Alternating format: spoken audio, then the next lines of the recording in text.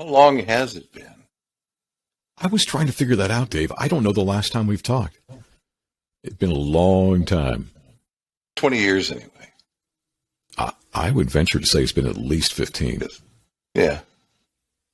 Well, you look great, man. And you're a grandpa now, I understand. I'm a grandpa. I've got a grandson, Wesley James. How old is he? He is 3.5 months old. That's it. It's just a bundle of joy. Yeah. The rest of the family's good? Samantha's good? Samantha's good.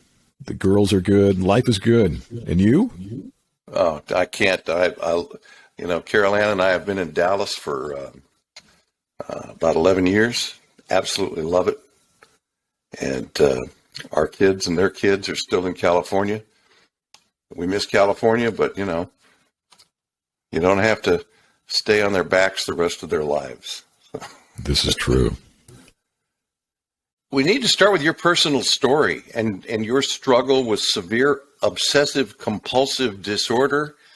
But before that even, can you give us a definition of OCD? I think it's one of those things that people tend to refer to in a joking manner, like, oh, yes, I guess I've got early Alzheimer's or something like that.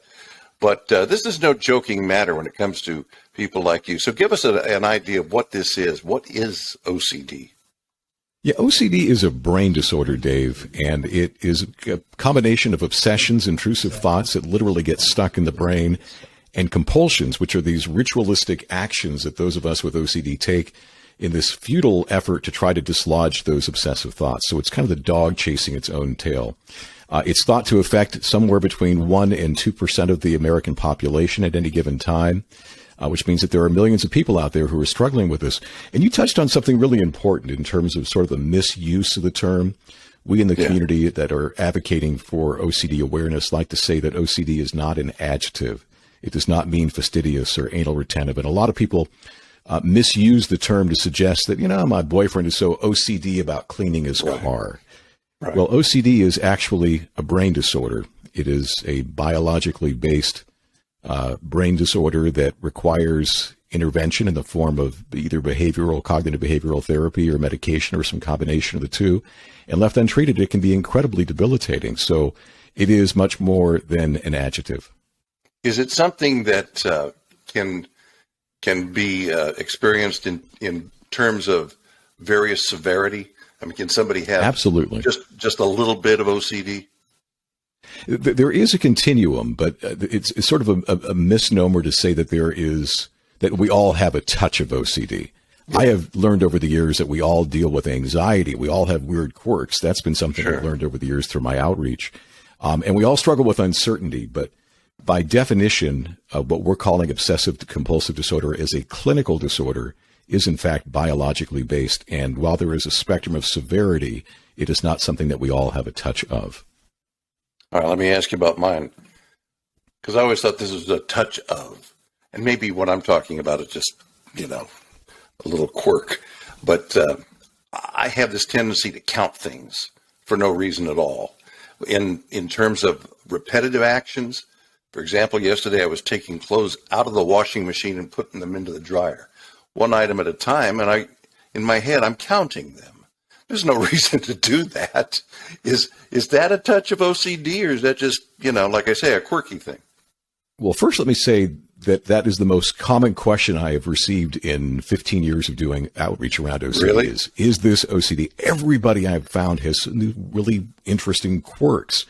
And so I always throw it back these couple of questions. One, to what degree does this get in the way of your day? And two, to what degree of agony would you be in if you couldn't do that particular quirk? And usually for most people, the answers are, it doesn't get in the way of my day at all. Right. And two, no big deal if I didn't do it. It just sort of brings me a sense of comfort. Is that the case for you, Dave, for those quirks? Yeah, exactly. Although I would say rather than bringing me a sense of comfort, I always catch myself and think, well, that's weird. Why do I do that? But that's it. That's as far as it ever goes. It doesn't get in the way of life. Yeah, and let me give you an interesting sort of contrast here. I have one of the most organized closets in the country. I when I am on my game, have color-coded hangers for short sleeves, long sleeves, polo shirts, T-shirts, and so forth. Right now, I can tell you my closet looks nothing like that. But when I'm on my game, that's what it looks like. Now, it would be really tempting to say that's part of Jeff's OCD. It's actually not. It's part of what you might call an OCD or an OCPD, Obsessive Compulsive Personality Disorder, which is something completely different, because it doesn't get in the way of my day, and it does not bring me distress if my closet is not organized in that fashion. It is not at this very moment. If I pulled back those curtains back there, you'd see that. The distinction being that which falls under the domain of OCD for me, my hazard compulsions, and we can talk more about those, but at my worst, I had to pick up rocks and twigs from sidewalks because I was afraid that they were going to cause hazards and cause harm to people. If I didn't pick those rocks up, it would cause great distress for me to the point where I could barely get through my day, which is that other half of that equation, which is how debilitating or how much of a hindrance is it to my day. I could be completely off my game all day long because I didn't pick up a particular rock or twig. So there is that distinction. We all have these kind of weird quirks. A lot of people say, I like to line up the soup cans in my kitchen in a particular fashion, for example. Yeah. Is that necessarily OCD? No. Could it be OCD? Yes. It doesn't matter. And answering that question is the bottom line for each of us. Is that right? Absolutely. It matters for somebody with obsessive compulsive disorder because of the distress that it raises and the debilitating nature of the OCD cycle. For you, it's just a quirk. And you're in good company, Dave, because as I've said, the more I talk about OCD over the years, the more I get that very question. I've got this weird quirk where I pull my socks up 3 times. Is that OCD? And it's interesting. I don't know why we all have these weird quirks, but we do. Well, it's interesting in that because I've read your first book, and it's been a few years, and I want to get deeply into that in a minute. But after reading the book, and I realized this one thing, and I count things for no reason whatsoever.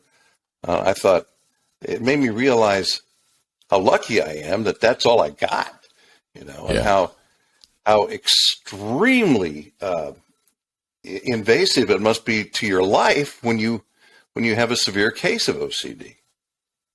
It really can be. It can be incredibly debilitating. And as I shared in that first book, Rewind, Replay, Repeat, in fact, in many of those years that you knew me in Sacramento, Dave, I was just living this incredibly elaborate double life because where I was a fairly normal sounding guy on the radio, unbeknownst to listeners and even the people I work with, you and Kitty, who shared a studio with me for so many years and so forth, I was caught in these vicious cycles day in and day out. Explain. Give us some examples. Well, this one will blow you away. You know how we as operators in a studio were responsible for playing commercials and checking off on an official log that we played those commercials. I, for the longest time, could not accept that I was actually playing the commercials that I was putting down on paper that I had aired. And after my air shifts, I would go back and replay air checks of those hours and go through them and make sure that I had actually played the commercials that I said I was going to be playing. Wow. That was a rather tedious, time-consuming, debilitating pattern in my life for years.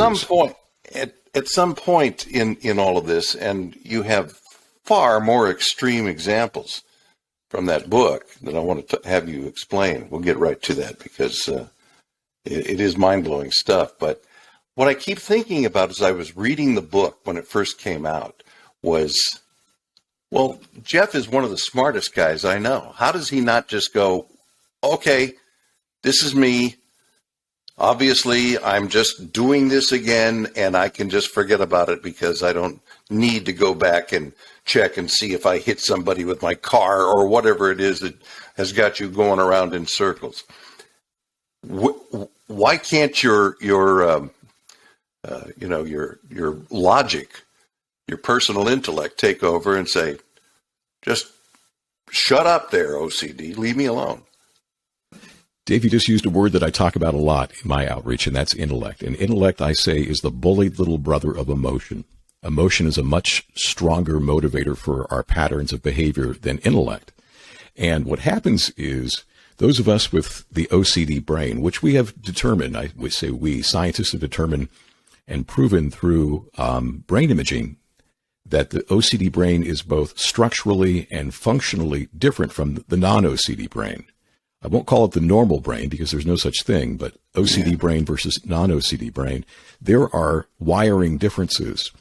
And what happens is the amygdala fires. The amygdala is our fight or flight response, and it can be triggered by a bear, which kept our predecessors from getting in trouble because they would either fight the bear or run from the bear, or it can be triggered by anything real or imagined.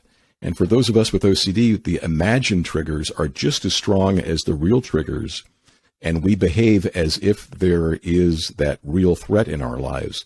So once the amygdala is triggered, gosh, what if I ran somebody over with my car? It doesn't matter how much intellect I might be able to wrap around that to know that I didn't run somebody over. The emotion is so strong that it with the amygdala's backing, it triggers all these bizarre, counterproductive, debilitating behaviors. I can imagine you thinking, okay, this probably didn't happen, but probably is not good enough. I've got to figure this out. You're absolutely right. And the two words that always come up for somebody with OCD are what if? Yeah. What if this happened? And fill in the blank for, what comes after that what if. And, I like to say for people who are trying to get a glimpse of what OCD feels like. Can I give you a couple of examples here, Dave? Yes, please. So you ever get an ear bug, something stuck in your brain that, a little ditty or a song, it's a small world after all. You'll be thanking me in a few hours for raising that one. Okay.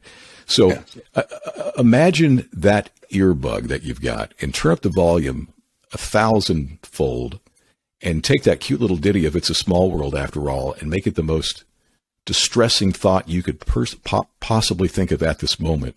And that's just a taste of what an obsession feels like. It's just all consuming. It's right here. It's what if right there in front of you.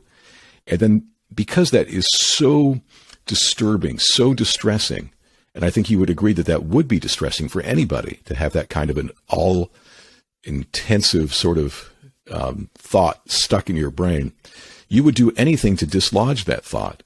And that's what happens is we start taking these ridiculous actions that seem like they would be productive for reducing the volume. So if the what if question is, what if I ran somebody over with my car? The quote unquote logical response to that might be, well, I'm going to turn my car around and go back and check and make sure that I didn't run somebody over. Let's go to that because I've mentioned it a few times now, and it stands out in your book. Tell us that story of your life. Yeah, so for the longest time, and I should probably preface this by saying there are so many different flavors of OCD.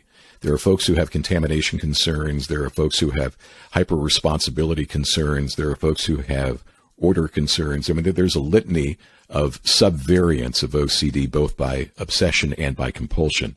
My obsessions, Dave, have always revolved around one root obsession, which is, what if I unknowingly, through my negligence, harmed or might harm someone or something? It's a very common subvariant of OCD. It's called harm OCD, or sometimes called hit and run OCD.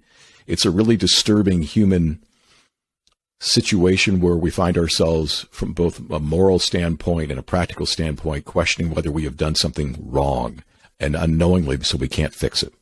So for me, the greatest opportunity in my day to cause harm that would be significant and require my action would be driving a car, right? And so at my worst, and for so many years, when I would drive a car and run over a pothole, the car would rattle, and I would think, like most people thought who would drive over a pothole, gosh, I ran over a pothole. But then that voice of doubt, which I call my doubt bully, is right there to say, well, what if, ... that wasn't a pothole you ran over, but rather a body you ran over. Now, to your point, Dave, about intellect, I'm a reasonably intelligent guy. I've got a degree in engineering. I understand physics. I understand at some intellectual level that running over a pothole versus running over a human being would feel like very different things. Okay. So, I mean, for the outside person to try to wrap their head around, well, why doesn't he get that?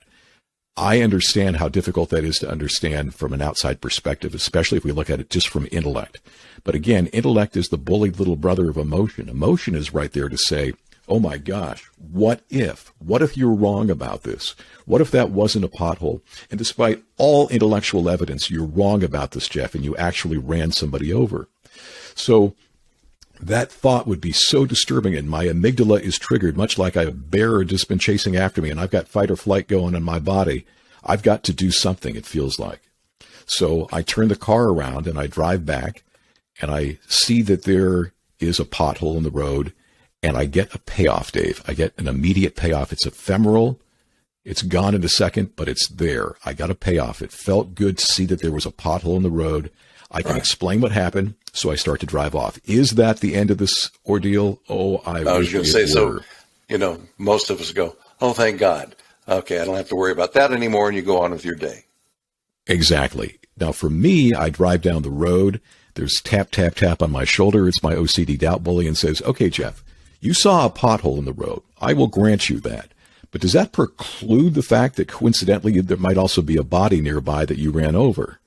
Like, well, no, I guess technically not. I mean, it doesn't make sense, but I better turn the car around and go back and check again. So I turn the car around and I go back and I check and I see that there is not a body in the road. And so again, ephemeral payoff. I feel better. I drive down the road again. Is that enough? No, because the doubt bully says to me, maybe the body rolled over to the side of the road. So you better go back and check the shoulder. Let me just say it's a good thing that the highway patrol never saw me going through the bushes along I-80. It's okay, officer. I'm just looking for a body I might have run over. I did that, Dave. I did that. Day after day, I would turn the car around and drive it in circles. So your doubt instinct, your amygdala or whatever it was actually overriding your logic and using your logic to create these circumstances that might have happened. Exactly. And where this becomes all but comical, and I like to use a lot of humor in my outreach because I'm not going to deny the fact that this is just on its surface ridiculously comical. I mean, to some degree. Not fun when you're going through it, but to the outside perspective, I mean, how can you not look at this and just all but laugh at some of the absurdity of it all? I get that. So here's the absurdity for me, Dave. During my reporting years as a street reporter at KCBS for a lot of years, I had so much challenge getting to the scene of a story to report on it. The reporting was the easy part for me. I mean, I know that comes as a difficulty for a lot of people to go live and talk about what something happening in front of them and describe it. That was all easy for me. Getting to the scene of the story was the most difficult part because of the driving. And unbeknownst to my bosses, for a good stretch of my time street reporting at KCBS, I would take the news van out, park it around the corner, and take a cab to a breaking news story because it was a workaround for me. My bosses later got a big kick out of that when I came clean about that. Not a very cost-effective way of making a living, but you get creative. And that was also not an easy way to make a deadline if you have to be someplace in a particular time. Let's go back in time to when you were a child. At what point, I was trying to say, at what point would you realize that this is what was going on? But I guess not at all, because it was just part of your natural life. You probably thought everybody did these things, or maybe you never thought about them at all. Great question all the way around. So I do remember pretty vividly my first OCD episode, if you will. I mean, I certainly wouldn't have called it that back then, nor could have my parents have known that terminology. But I was walking down the street with my mom and my sister in San Bruno, where I grew up, and a car drove by, and a kid stuck his head out the window and yelled hello to me. Hey, Jeff. The car kept going. And I couldn't make out who that kid was. And the next day at school, I asked all my buddies, hey, was that you who waved hi to me on San Mateo Avenue? And Greg says no, and Steve says no, and Chuck says no, and no one's copying to having said hello to me. And that night, it was disturbing me greatly that following night, after I had asked to see if any of my friends had said hello to me and tried to take out the uncertainty of who that kid was, I lay awake in bed and I squeezed my eyes shut and I replayed in my head that whole sequence. I could see the car going down the street. I could hear the kid's voice, but I couldn't make out his particular identity in any way, shape, or form. And it became this compulsion for me, night after night after night, to replay that sequence in my head. I now know that to be what's called mental checking, which is a very common compulsion. So I'm doing this, and I don't know, maybe a week or two into this pattern, my mom comes into the room one night. She sees I'm still awake and agitated and says, what's going on? Why aren't you sleeping? And I said, I can't figure out who this kid was. And she says, what kid? And I explained the situation to her, and she remembers it now because I had asked her and my sister that day if they knew who it was. And she said, I don't understand. Are you afraid that kid was trying to scare you or harm you in some way? And I said, no. And she said, well, why do you need to know? And that was profound because I remember thinking to myself at the time, I don't know why I need to know, but it feels like I need to know. And when I look at that and deconstruct it with all the hindsight of someone who's doing OCD outreach and has been through OCD therapy, it was an OCD cycle as a kid. I was obsessing about not ever knowing who this kid was for whatever reasons, and my compulsion was just trying to remove that uncertainty by doing this mental checking. The title of my first book, Rewind, Replay, Repeat, is a reference to that mental checking. I would, for years and years and years after doing my physical checking, like checking the cars and for bodies on the road over and over again, if I couldn't get the answers I was looking for, I would try to replay in my head the sequence that led to that shaking of the car or that mystery voice or whatever that was, always trying to remove uncertainty. Uncertainty is so uncomfortable for all of us, Dave, OCD or non-OCD, that all of us in our own way do things to try to dislodge uncertainty in our lives. So at that point, as a child, did it become something of concern to you, or at least of interest that, maybe not everybody goes through these things or has these thoughts or feelings, or does it, even occur to you that you're different in any way? No, not in those earliest years. I remember thinking that everybody must do this. This must be what everybody does. Yeah. And it was tough for my parents in later years, once I was diagnosed and once I was doing my outreach. I can't tell you how many times my mother said, I just wish I had known. I wish I could have done something.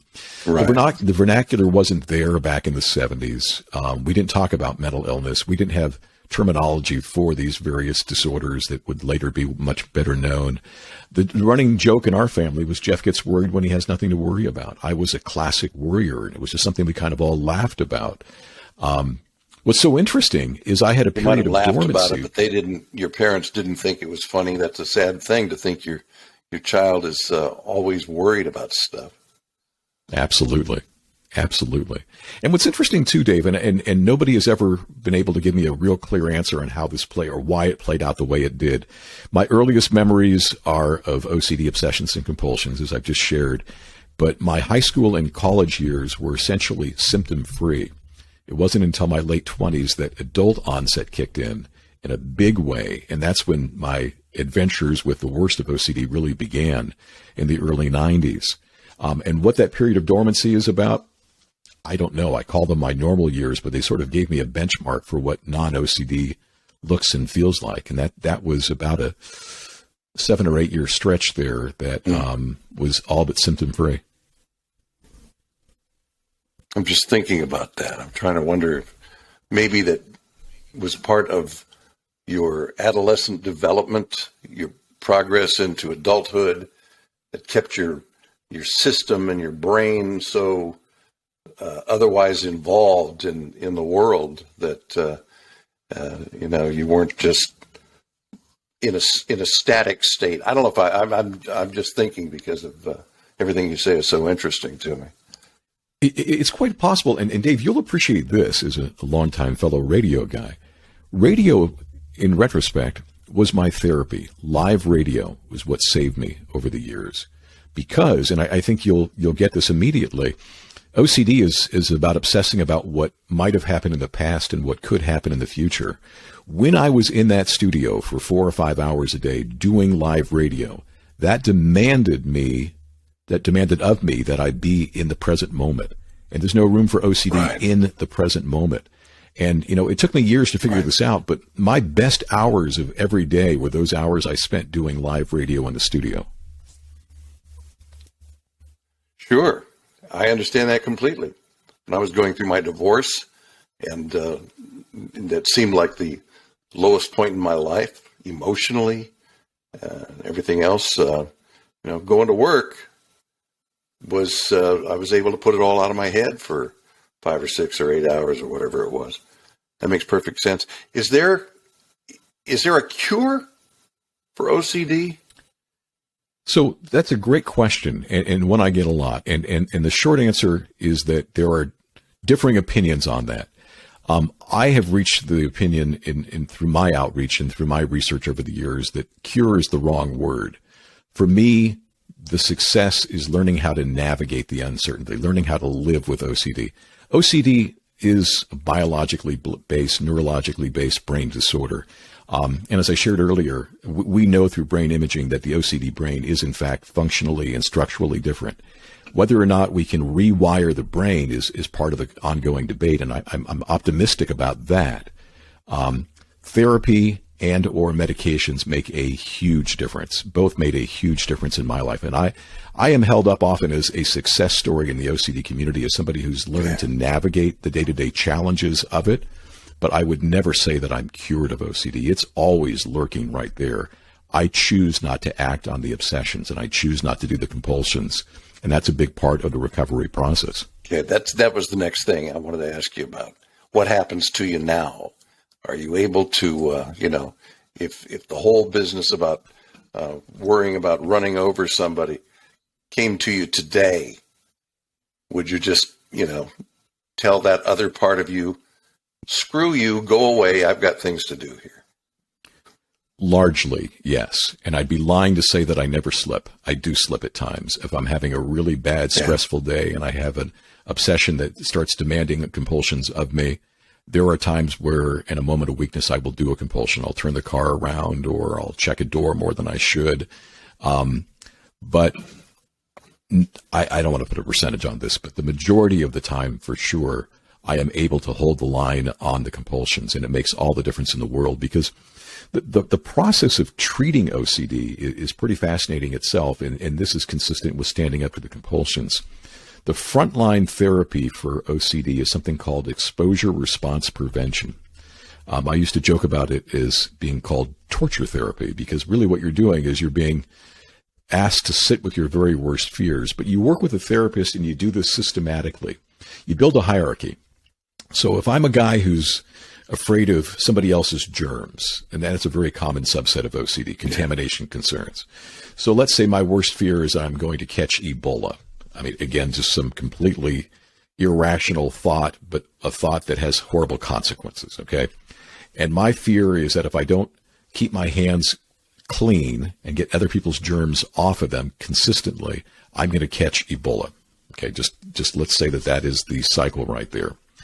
I might work with a therapist and build a hierarchy with that therapist that starts something like, okay, if I were to have to go to a public place and shake hands with a bunch of people who have recently been exposed to Ebola, where would that be on the scale of 0 to 10? And I said, whoa, that's a 10. I can't do that. Okay. Yeah. Now, let's say you were just to go into a neighbor's house and have to touch their doorknob and not wash your hand after touching the doorknob. Where would that be? And that person's been nowhere near anybody who's been exposed to Ebola. Okay, that would be a 1 or a 2. And you build this hierarchy, this ladder of challenges, and then you systematically work your way up to it where you are exposing yourself to that trigger, and then you are preventing yourself from acting on the compulsion that's associated with that obsessive trigger.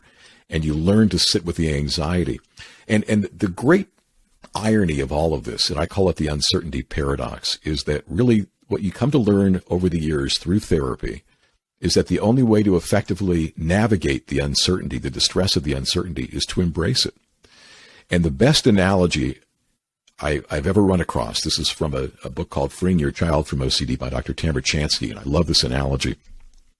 Remember when we were kids, we jump into a cold pool and our brains would say, cold, cold, cold, get out, get out, get out. Yeah. But we don't. We're kids. We splash around and the water warmed up. No. What happened? The water didn't warm up. What happened? Your body adapted. We adapted. We got used to it. Right. We acclimate to it. I mean, to use the clinical terms, we habituated to it. We acclimated to that discomfort. Now, if you imagine that cold pool of water as anxiety and say that most of us, by human nature, when we sit with our anxiety, habituate to it. It's just part of normal day-to-day living. Those of us with OCD keep getting out of the cold pool of anxiety before we can acclimate to it. And so what happens is we never acclimate to it. It always is there. It causes us great distress. And ironically, the best way to have dealt with it was to stay in the anxiety as opposed to keep running from it by doing our compulsions. Wow. That is interesting. Isn't that so interesting? Is that, yeah, is that the process? Is that the prescription for people who have severe OCD is to get therapy? Is there also a medicinal piece that goes into all of this treatment? There is a class of drugs, usually the SSRIs, selective serotonin reuptake inhibitors, and there are a class of about 6 of those that often are prescribed along with behavioral therapy, cognitive behavioral therapy. For me, it's really about learning how to change the behaviors, to change the compulsive behaviors, as we talked about here, and that's the exposure response prevention piece. The medications sort of bring down the volume of the obsessive thoughts, which gives you a much better leg up on trying to do the hard work of changing the behaviors. And so they're often used in connection with each other. I personally am not a big fan of just doing medication without changing the behaviors themselves, because I think that's sort of putting a bandage on the problem. But the gold standard for so many people is a combination of the two. Working with a trained therapist, I mean, this is something that really can be tricky, and that's why a trained therapist can make all the difference in helping you overcome these challenges. As I said, it's been a while since I read that first book, Rewind, Replay, Repeat. It seems to me, didn't you also tell a story in there about that had something to do with your boat? And oh, yes. A neighboring boat. Yes. You were concerned about hitting it or something. Repeat that for me, would you? Yeah. So this was my first adult onset episode. And in retrospect, I don't know that there was anything necessarily significant about the nature of this particular OCD cycle as much as the timing of it. But I had taken my dad's sailboat out for a sail with a bunch of friends one night, and the wind blew us across the way as I was backing the sailboat out, and our engine died. And we had people fending off on the other dock to get us past there because it was a fairly busy time in the harbor, and there were people around, and no harm, no foul. We went out, sailed, came back. A guy on the boat with me said, I'm glad that boat over there looks okay. I heard some squeaking or some screeching as we went past there, and I was afraid that we had bent the nose of that boat, is the terminology that he used. And this was before I was diagnosed, and that obsessive thought that I might have done some harm to the boat just created all kinds of anxiety in my head, and I needed to make sure that we hadn't. So I went over and talked to the people who lived on board the boat, and they said, no, there's no damage there. Again, no harm, no foul. We were there. We helped fend it off. Everything is fine. I could not let it go, Dave. And weeks went by and months went by, and I would sit across the waterway in that harbor and use a pair of binoculars and try to look at the boat and make sure that there was no damage on the boat. I could not accept that my negligence hadn't caused some harm to that other boat, and the what if questions kept ratcheting up, that what if there's hidden damage that I wasn't aware of, and the boat was going to sink slowly, and it was all on me, and people were going to die, and it kept mushrooming and getting worse and worse and worse, to the point where I went over and talked to the guy on the boat again, who gave me my first sort of feedback as to where my mental state was, because he just looked at me like I was a creature in the zoo that he couldn't understand. The boat's fine. You got to let go of this. And I mean, this was my first introduction to an ongoing obsessive compulsive cycle. And you need to know at this juncture, I had no idea what was going on. One of the cruel twists with OCD is that those of us who battle these obsessions and compulsions are acutely and painfully aware of how nonsensical they are. Again, intellect and emotion. Right. Intellectually, I understood. Nothing happened that day. I had taken the right precautions at the time to fend off. I went over and talked to the people who potentially were involved and harmed. There was no harm, but I couldn't let go of it, and I didn't understand why I couldn't let go of it. And this was ultimately what led me to my first venture into the world of mental health therapy, when I realized that this was just not normal behavior. It was all consuming. It brought me down and down and down with each passing week, and it went on for months. Through everything you've learned since then, is this a problem where people often try to, what we say, medicate themselves with drugs or alcohol, as opposed to looking for some sort of therapeutic relief? I've seen that happen far too often, and there is growing research now on the comorbidity, as they call it, between addiction and anxiety disorders, and there is definitely a pairing that is problematic. And people are looking for relief from that all-exhausting, intrusive nature of the obsessive cycle that it just wears you down. And without therapy, untreated, OCD, causes major lifelong problems for people. It's debilitating. You have two daughters. Now, as we said earlier, you have a brand new grandson. Is this something that is a genetic concern? Can it be inherited? Have you worried over the years about your daughters having any degree of this? It can absolutely be genetic. And one thing that's interesting, and I will just sort of weigh in on this for privacy standpoint, I don't talk about their challenges one way or the other too often. Right, sure. But I can share with you that the daughter of mine, who was exposed to most of my worst years of OCD and watched me checking and rechecking, and was actually pulled into some of my rituals over the years, did not develop patterns, anything like what I was going through. And it sort of speaks to me about the nature versus nurture aspect of this debate with OCD and so many mental health challenges, is that the environment that my older daughter grew up with me and my checking and rechecking and obsessive compulsive cycles, if it were to have triggered her environmentally, she would have developed these patterns, and she never did. And I see a lot of families where there's that genetic thread that does run through. Oh, that's wonderful to hear.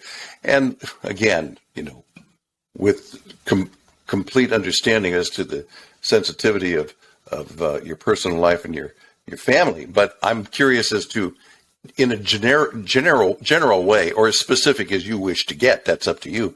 But how has this affected you through your life with other people and relationships and your marriage and so forth? Yeah. My wife has been described as a saint over and over again, Saint Samantha, because what she has had to put up with. And one of the really challenging aspects of living with, or just even supporting a loved one with OCD, is there is a counterintuitive nature to what is best for your role in that relationship. When somebody is going through great pain, our natural inclination is to comfort, right? Sure. And so when Samantha would see me obsessing about whether or not I had run somebody over or caused somebody harm in some way or some form, her natural inclination was to reassure me, to tell me that everything was okay, which was comforting to me, but ultimately became counterproductive. I became all but addicted to her reassurance around various challenges in my day-to-day life. And one thing you didn't know, Dave, during my years together working with you at KFBK, is I would pick up the phone and call home for reassurance a half dozen times about various things. And ultimately, my therapist, when I was getting the right treatment, brought Samantha into the mix and helped her understand that, she needed to needed to draw some lines that separated supporting from enabling in terms of her role in this process, and that there was often going to be a lot of tough love and saying, Jeff, I can't provide that comfort to you right now. You know the answer to that question you're asking me. I'm not going to tell you again that it's okay. So that was really challenging for Samantha, and she's been through so much with me, and I am so grateful for all of that. For the kids, it was tough. In fact, I was just recently having a conversation about parenting with OCD, and there are so many challenges around that as well. And those challenges can really fall on the kids often as well. I had daddy rules when the kids were out, which meant that they couldn't touch anything because I was so concerned about their harming products in a store or bumping into other people, and that being part of my harm responsibility, my hyper responsibility concerns. So the daddy rules when the kids would go shopping is they couldn't touch anything on a shelf. Well, I mean, that's not a healthy way to bring up your kids. And fortunately, mom was there when dad was not around to say, daddy rules don't exist today. But and then beyond all of that, Dave, the ultimate compulsion, and we really haven't talked about this yet, but the ultimate compulsion is avoidance. And for the longest time, I thought that if I could just remove the triggers in my world, that I could get on top of my OCD. Well, that's counterproductive, and we can circle back to that. But from a parenting standpoint, that meant that I would avoid so many potentially triggering situations with my kids. I mean, I used to say that Chuck E. Cheese was the scariest place in the world for me. I couldn't take my kids there because what if I bumped into another kid or, I mean, all those other kids who were vulnerable around my kids. And so I chose not to partake in a lot of my children's childhood activities. And in retrospect, my greatest regrets are that I didn't involve myself more in a number of their potentially triggering activities out of fear. Through everything you've told me so far, it seems like, anecdotally at least, the experiences that you've had to deal with always come back to a fear that you have done harm to somebody else or that you may inflict harm on somebody else. Is that a common thread? It is. It's often called hit and run OCD or harm OCD. It's a subvariant. There are many. There are people who are more concerned about what happens to them. I've always said I have a very magnanimous form of OCD, which is just a joke because my therapist would point out to me that my real concerns were always about whether I'd have to sit with the anxiety, not that I was going to harm somebody else. And that's an important distinction. It's the same. The root obsession for everybody with OCD is, am I going to have to sit with this anxiety forever? And so the anxiety for me is, what if I unknowingly harm somebody? It might be for another person, what if I'm going to catch some horrific disease? But that root obsession, that what if, is still, what if I have to sit with that horrible uncertainty? A good friend of mine that I write about in my first book, Carol, spent much of her life thinking she was possessed because OCD, she's significantly older. She's now in her 90s. And for much of her life, there was no vernacular around anxiety disorders and OCD. And she had no explanation for most of her life as to why she would do what she would do. But she does things in patterns of 3. And her doubt bully, if you will, would tell her, if you don't sip this water in sets of 3 or turn that light switch on and off 3 times as you come into the doorway, something horrible is going to happen. It's often called magical thinking. And for the longest time, I could not relate it all to Carol's OCD patterns, nor could she relate to mine. But at the crux of both of our cycles, this vicious cycle that we both had, was this what if ... And for her, it was what if something horrible happens to somebody I love because I didn't do this particular pattern. For me, it was what if I unknowingly caused this harm because I didn't go back and check on it. Same vicious cycle, dog chasing its tail. Something you said just a moment ago made me think about the stereotypes that you see in portrayed in movies and in stories and so forth. And I was thinking about, there was a movie with Jack Nicholson in it. I can't remember what the title was, but he was washing his hands constantly. Dave, I don't know if you can hear me, but Big you were piles of frozen. soap. I cannot hear you. You can't hear me? Now I can hear you again. Okay. I was just saying, you were talking about something you said made me think about stereotypes in fiction, in movies, TV shows, and so forth. And I remember there was one movie, I don't even remember what it was called or what it was about, but Jack Nicholson was a guy that... As good as it gets. Huh? Good as it As gets, good as yes. it gets. Where he's washing his hands constantly, and he always had this soap and so forth. And what about the TV show Monk? You know, he had these little motor things that he would do obsessively. But other than that, he was a brilliant detective. Does it bother you a little bit to see some of these stereotypes that are misportraying or at least not showing the depth of a problem? Well, you know, it's so interesting, Dave. When I first went public with my story, which would have been about '07, '08, Monk was hugely popular, and I would get that question a lot. How do you feel about the TV show Monk? And I know there were people in the OCD community that were sort of offended by it and felt like it was just paying lip service to how difficult the challenge is and so forth. For me, I saw it as a conversation starter, and if it allowed people to have a little bit of a window into my world, I thought that was very constructive.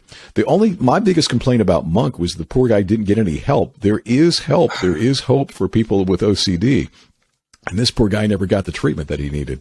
As good as it gets, I thought portrayed a lot of the OCD very well, but you know, Jack Nicholson's character was also a real a-hole in the whole thing.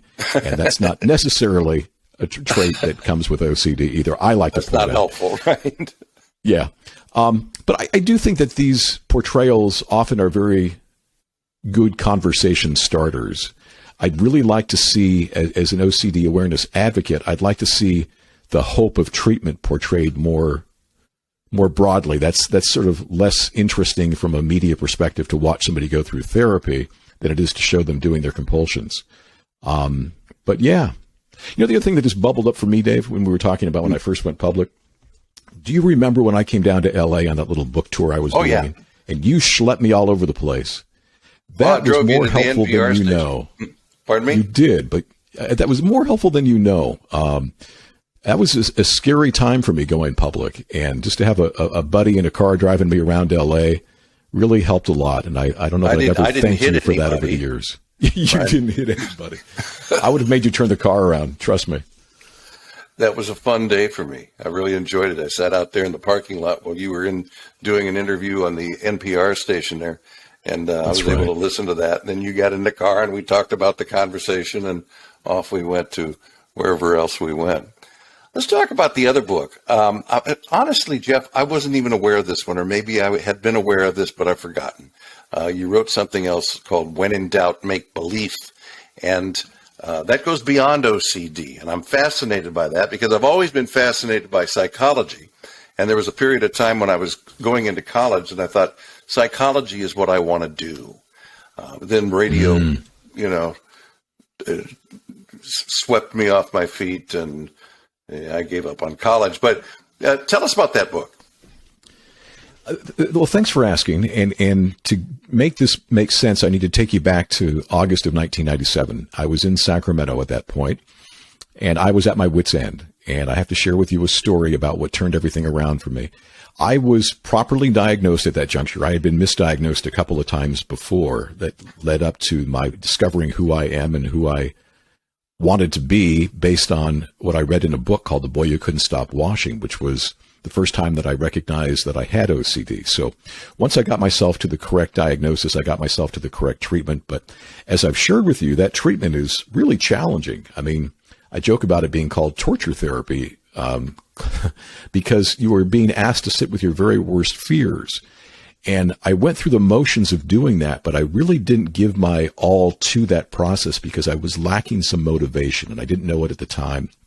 But I didn't put my all into this, and I got into this state where I was really feeling a lot of pity for myself, to be quite honest, that no one or nothing could fix me. And I had been through several therapists. I had dismissed a couple who didn't fix me. That was my mindset. And I'd been on and off medications, and I had read every book that I could about getting better from an anxiety disorder, and no one or nothing could fix me. And one night, a hot, sticky night in August in Sacramento, I'm out in my backyard, and I'm in my hammock, and I'm staring up at the mighty heavens overhead, and I hear myself blurting out these words, which make no sense to me at the time. I say, "Show me how to turn around this crazy life, and I'll share my story with anyone who will listen." I thought, well, where did that come from? But it was pent up inside me. Yeah. Did that literally come out of your mouth? Or was that it literally came out of my mouth. I literally came out of my mouth as I'm just staring up at the stars overhead. I thought, whoa, where did that come from? And I waited a couple of days to see if the instruction book came drifting down from the mighty heavens. It did not. But, Dave, something profound happened in the wake of what I've come to call my bargain with the stars. I turned that bargain on its head. And I said to myself, you know what? I'm a guy who's comfortable behind a microphone. I'm comfortable talking to groups of people. I'm in a good position to share a success story about getting better from OCD. I am going to go public with my story and talk about getting better from OCD. Only one small problem. I had no success story to share. But I put the proverbial cart before the horse, and I said to myself, you know what? I am going to get better so I can tell my story. And without calling it out as such back then, I identified what I've later come to call a greater good goal, something bigger than myself. Now, this might sound trite, but I'm going to tell you right here and right now that I strongly believe that purpose and service are much stronger motivators than doubt and fear. OCD is all about doubt and fear. My doubt bully's Hallmark cards were doubt and fear. And when my doubt bully said jump, I would say, how high? I mean, I did not put myself in between the obsession and the compulsion. I just did that compulsion immediately. And what I realized was that if I could hit the pause button and find a way to be of service to other people and through that service, develop my own sense of purpose, I could stand up to my doubt bully. I didn't know a lot of this. This is sort of unfolded, but what I did know is I was going to take a year and I was going to journal everything about life with OCD. And in a way that only somebody with obsessive compulsive personality disorder, OCPD, could do, which is something I also am challenged with. I did all of my journaling on little 3x5 cards that I stacked all around the house. I had 3x5 cards that were my success cards. I had my setback cards. I had my lessons learned cards. And every day for exactly 365 days between I forget which birthdays they were, but it was an entire calendar year from one birthday to the next, from 1997 to 1998, I journaled everything. And I also went back to my therapist, whom I had fired because she wasn't fixing me. And I told her, I'm ready to do the hard work. And nothing magical at all happened during that year other than I had a motivating drive to get better. And that drive was to do something constructive with all the crap I had been through. So I journaled for a year, and lo and behold, I got a lot better, Dave. And I told myself, I'm going to do something with these 3x5 cards at that point. And I spent another year writing a really bad first draft of what would become Rewind, Replay, Repeat. And then I spent 9 more years rewriting and rechecking and rewriting and rechecking that manuscript until the point where 10 years after my bargain with the stars, I went public. And when I went public, I went from about 5 people in my world knowing what was going on to anybody who wanted to spend $13.95 on a book to knowing what was going on. And that's about the time that you and I were down in LA driving around doing some publicity talks. Yeah. And what happened, Dave, was that I discovered this principle that we help ourselves by helping others. Again, might sound trite, but I'm here to tell you it's as profound a principle as I have ever discovered. And what I came to find was that the more I got out there and shared my story, the more advocacy I poured myself into, the stronger I got. Now, I was still doing the therapy. I was doing the ERP, but I had the motivation. I had the reason to stay in that pool of cold water. I had the reason to sit with the anxiety because there was something constructive I could do with it. And that's how I came to be fascinated by this whole principle. Was it motivation or was it another form of obsession? You know, that's a great question, and something that all of us with OCD have to ask ourselves at all times is, am I doing this as a form of compulsion, or am I doing this for something that is, in fact, productive in addressing my OCD? For me, the outreach has always been the latter. It's always been something that scares me, but because it is an opportunity to help other people and develop my own sense of purpose, it motivates me, and it motivates me to do the hard work. What I have come to find is that usually fear and doubt will direct me to the comforting option, the compulsion, even if it's just ephemeral. Fear and doubt want me to find comfort, where purpose and service want me to find a way to empower, whether it's to empower myself or to empower other people. I talk about purpose and service being opposite sides of the empowerment coin. That, for me, has been the motivation to do the hard work that has gotten me better over the years. And then what happened is I started doing all this outreach, and I networked with all these amazing people who were doing not only mental health outreach, but also physical health outreach, cancer survivors who are helping other cancer survivors. And the one thing that we shared, the common piece for all of our advocacy, what I've come to call adversity-driven advocacy, is that we found this principle that the more we helped other people, the more we helped ourselves with motivation. And that led to the second book, When in Doubt, Make Believe, where I interviewed a bunch of researchers and other people who were doing this advocacy. And we all kind of shared what we believe were the underpinnings of this notion that we help ourselves by helping others. And then once the book came out, I continued to evolve that whole outreach to the point where I founded A2A back there, the logo in the background, Adversity to Advocacy, which is a nonprofit built on the whole principle that we help ourselves by helping others. And that's been the journey. And at every step of the way, a big part of my own therapy has just been finding the sense of purpose through this service that I am able to provide through the outreach afforded me by A2A and other mental health outreach. Have you ever considered the possibility that maybe you are divinely inspired and that this is your purpose?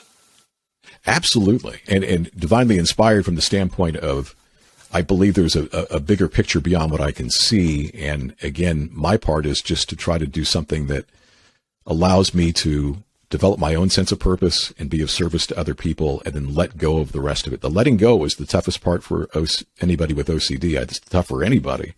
But that's been the faith-based piece of this whole thing, is just trying to do something constructive with my time on earth that is more productive than chasing my tail and going and turning the car around over and over again and checking my doors and windows. So tell me just a little bit more about the A2A Alliance. You co-founded this thing. What is it? Yeah, so it's a relatively small nonprofit, but we've made it 11 years now, and we have 3 mission statement purposes. The first is to network leading adversity-driven advocates. These are people who are established in their own advocacy arenas, cancer survivors helping other cancer survivors, folks with depression who are helping others with depression, and so forth. We've networked, I believe, 80, 85 of these leading advocates across the country. When I say we network them, we've brought them into our alliance, and we try to support one another through that work. The second piece of our mission is to provide pathways to advocacy for others who are looking to step into advocacy. So we've created projects like Project Hope Exchange, which is an opportunity for people to call a number or to go to our website and use the online interface to record a 30-second audio message of hope. And what we've discovered through this project is that people who are leaving those messages are getting as much hope out of that process as the people who are coming to the exchange and listening to those messages. Again, it's all about helping ourselves by helping others. And then we try to provide some podcasts and other opportunities for people who are stepping into advocacy to have an opportunity to use our platforms to share their stories. So that's the second piece. The third piece is to showcase the research that is behind all of this, that suggests that this is more than experiential. This is empirically supported science. And there's this great body of empirical knowledge that's developing right now around purpose and service and resilience and empathy. And, clinically conducted, empirically driven studies are showing that altruism and service and empathy benefit us not only psychologically, but physiologically as well. And that's pretty cool stuff. So that's pretty much A2A in a nutshell. Seems to me that through your experiences, your development, and your understanding of OCD and other things that may come into play for people adjacent to their OCD, seems to me that everything you're learning is taking you down a road to an appreciation of human nature that most of us don't have, things that we take for granted, understanding that that life is pretty special, and we're all very unique, and we need to help each other in order to deal with some of the downside of our unique personalities. Yeah, it's so true, Dave. And as I shared with you back in '97, when I made my little bargain with the universe, I called that particular time period of my life my pity party years. And I felt sorry for myself because it wasn't fair that I had to deal with this OCD when so many people didn't. What I didn't realize at that juncture is we've all got our burdens. We've all got our demons. We've all got these challenges in life that we need to navigate. And you are right, coming to understand that and coming to understand that there's this universal thread through all of our challenges, that if we can apply those challenges in constructive ways to help other people, that's the magic sauce right there. That's been a gift beyond anything I could ever have asked for. What's in the future? What are your plans? Well, I have recently retired from radio after 30 plus years of doing this. And it was a scary decision because, as you know, once radio is in your blood, it's there. And it's only been a couple of months and I'm already missing parts of it. But I've made this leap of faith because I want to devote my time to running A2A and doing more mental health outreach. And I'm still piecing together what that looks like. But I know that that's why I'm here, to circle back to something you said earlier about the divine nature of some of this work. I'm convinced that this is my particular role to play, and I'm going to do my best to play it out as best I can in the remaining years I've got in the career world. How about a focused podcast? Could happen. Yeah. Could happen. Another doing book, something maybe? Oh God. I never say never, but my family might have some thoughts on what that takes out of dad / husband. I'm sure. Man, it has been a pleasure talking with you. It really It's so has. good to catch up, Dave. Well, when we were working together, we weren't really working together. I was working in the mornings and you were working in the afternoons, and we'd cross paths once in a while. But it wasn't until after I left and went to LA, and then you came down to visit, that's where we really started to get connected a little bit. Yeah. And I always had an immense appreciation for your talent and your professional abilities. But as I've gotten to know you personally, you're a special guy, and I'm proud to call you my friend. Oh, thank you, Dave. That means a lot to me. And I will say that, I've just always looked up to you as a broadcaster. I studied your morning show broadcast when I was at KFBK and learned a lot from you. I mean, I love who you are as a broadcaster. But bigger than that, you are a guy that has never compromised his values in your career. And I've always admired that about you as well, Dave. You are the same guy on air and off. And again, you are driven by a professionalism and a passion for what you do that is really unparalleled. Thank you. Jeff Bell, again, the books are called Rewind, Replay, Repeat. That's the first one that tells all about Jeff's experiences with his OCD. And then the one we were just talking about all too briefly here, When in Doubt, Make Believe. I highly recommend these. Whether or not you have any personal experience with OCD, it's just really great to understand some of the psychology of human nature and some of the things that people do have to deal with. Jeff, we'll talk again, okay? I look forward to it, Dave. Thanks for the opportunity. Good to see you, my friend.